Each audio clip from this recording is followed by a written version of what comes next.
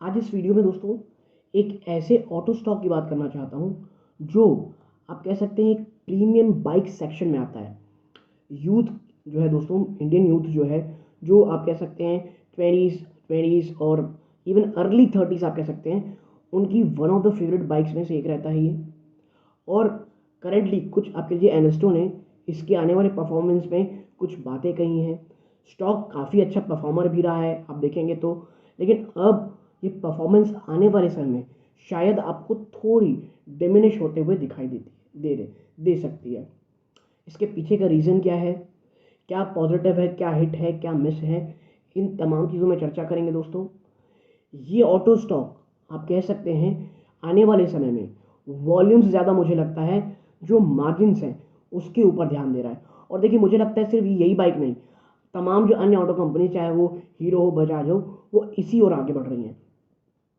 ऐसा क्यों कह रहा हूँ, इस वीडियो में समझाने की कोशिश करूँगा। नमस्कार दोस्तों, मेरा नाम है अमिताभ मिश्रा और आज बात करूँगा मैं आयशर मोटर्स की।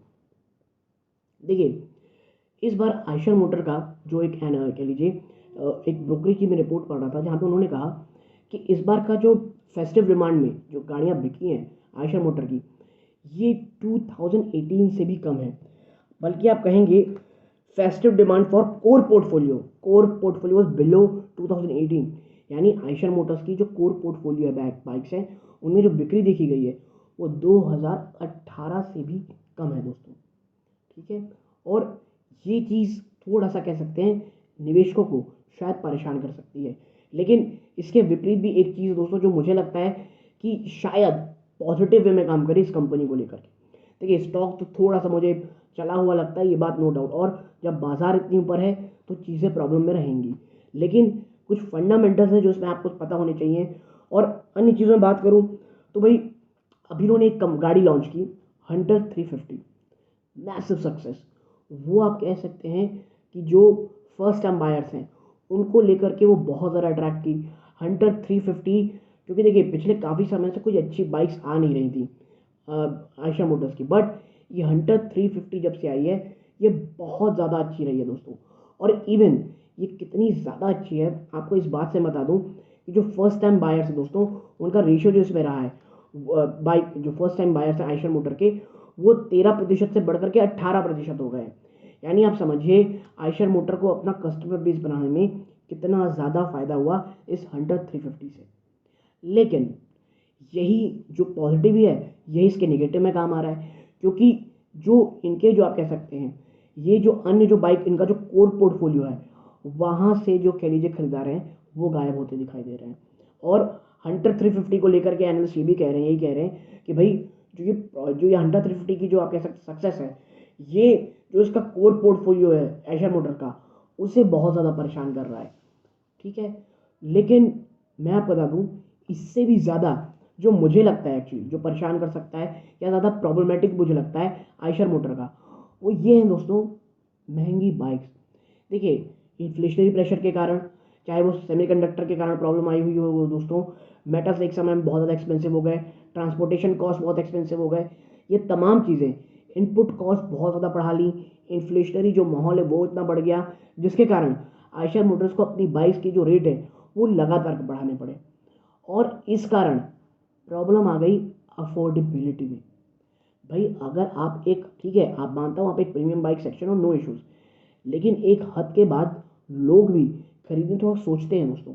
और आयशर मोटर इतनी ज़्यादा एक्सपेंसिव हो चली थी इनकी बाइक्स कि अभी उसे अफोर्डेबिलिटी में काफ़ी हद तक प्रॉब्लम आती हुई दिखाई दे रही है। और यही कारण है दोस्तों कि जब आप अफोर्डेबिलिटी का प्रॉब्लम में आ गई है तो घाटा कहाँ से आएगा दोस्तों, यानी कमी कहाँ आएगी बिक्री, जो कह सकते हैं जो मेट्रो सिटीज़ नहीं है, ठीक है, जो आप कह सकते हैं मेट्रो नहीं है उनकी सिटीज़ में जो कह सकते हैं जो रेट्रो मॉडल्स होते हैं, ठीक है, रेट्रो मॉडल्स जो होते हैं वहाँ पे बिक्री कम हुई है। लेकिन जो प्रीमाइजेशन है कंपनी का वो होते दिखाई दे रहा है, क्योंकि जो मेट्रो में इनकी बिक्री है वो काफ़ी अच्छी हो रही है, वहाँ पे बिक्री बहुत हद तक बढ़ गई है। जबकि जो रेट्रो मॉडल जहाँ पे ज़्यादा बिकती हैं वहाँ पे कमी आ रही है, यानी कि जो पूरे के पूरे बाइक सेक्शन है उसका प्रीमाइजेशन हो रहा है। और इसीलिए मैंने कहा था कि शायद ये कंपनी अब वॉल्यूम्स की बजाय मार्जिन में अपने ज़्यादा इंप्रूवमेंट दिखना चाहती है। और मार्जिन इसीलिए मेट्रो सिटीज़ में इनकी बाइक्स बहुत ज़्यादा बिकने के कारण, प्रीमाइजेशन होने के कारण जो इनके मार्जिन है वो आने वाले समय में आपको काफ़ी हद तक बढ़ते हुए भी दिखाई दे सकते हैं दोस्तों। और ये सिर्फ यही नहीं कर रहे, आप चाहे बजाज देख लें, हीरो देख लें, वो सभी अपने जो प्राइस है वो लगातार बढ़ा रहे हैं। अभी कुछ समय पहले आपने पढ़ा होगा कि भाई हीरो 1 दिसंबर से जो अपनी तमाम प्रीमियम अपनी तमाम बाइक्स हैं उनके प्राइसेस अप टू 1500 बढ़ाएंगे। तो मुझे लग रहा है वॉल्यूम ज़्यादा लोग प्रीमाइजेशन में ध्यान दे रहे हैं, ठीक है। और आप देखिए कि इसका जो आपके जो आयशर मोटर जो है दोस्तों, उसकी जो 250 बाइक जो कह लीजिए जो 250 सीसी की बाइक्स हैं, वहाँ की सेल्स में यानी वहाँ के मार्केट शेयर पे सेचुरेशन भी आता हुआ दिखाई दे रहा है, ठीक है। तो ऐसी बहुत सी चीज़ें हैं, ठीक, वहाँ पे सेचुरेशन आता हुआ दिखाई दे रहा है। अन्य कुछ चीज़ें की चर्चा करूँ तो भाई जो इसकी जो मेन सक्सेस रही आयशर मोटर की आप देखेंगे तो वो 350 बाइक्स में है। 350 सीसी की जो बाइक्स हैं जहाँ पर फर्स्ट टाइम बायर बहुत ज़्यादा अट्रैक्ट हुए हैं, यानी कि 250 सीसी में जहाँ सेचुरेशन आया उसके बजाय जो 350 सीसी है वो काफ़ी हद तक आपको सक्सेसफुल होती दिखाई देगी, ठीक है। और आप देखिए पिछले 3 साल में आप देखेंगे ना तो कोई बहुत इंप्रूवमेंट इनके आप कह सकते हैं कि जो ग्रोथ है दोस्तों, ठीक है, ग्रोथ आउटलुक है उसमें देखने को नहीं मिली थी। लेकिन अब बहुत समय के बाद इसकी जो कह लीजिए कंपनी है उसमें वो कह रही है कि हमें ग्रोथ आउटलुक काफ़ी हद तक अच्छी देखने को मिल रही है, अच्छी देखने को मिलेगी। और जहाँ तक बात है ये कही जा रही है कि भाई आपकी जो हंटर 350 है वो जो सक्सेसफुल है या अन्य चीज़ों खा रही है, तो कंपनी ने साफ साफ बना किया कि भाई देखिए ऐसा कुछ भी नहीं हुआ है। जो ये बात कही जा रही है कि हंटर 350 की सक्सेस ने हमारे कोड पोर्टफोलियो खा लिया है और वहाँ से जो बिक्री आया करती थी वो कम हो जाएगी, वो इरैशनल बातें हैं।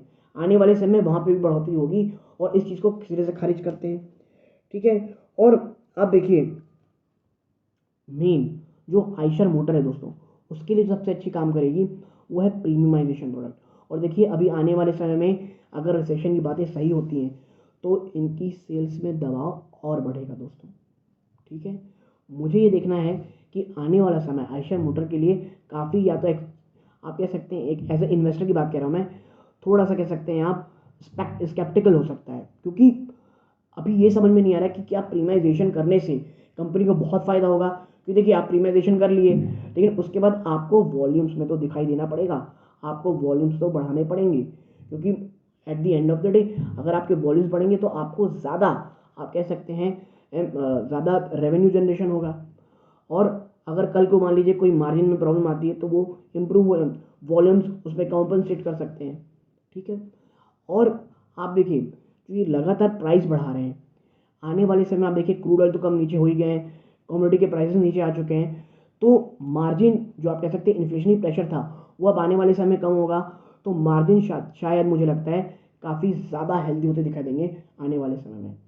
तो मुझे लगता है जो इसका रेवेन्यू ड्रिवन होगा आने वाले समय दोस्तों आयशर मोटर का, वो मेनली मार्जिन के फ्रंट से होगा, ना कि वॉल्यूम के फ्रंट पे।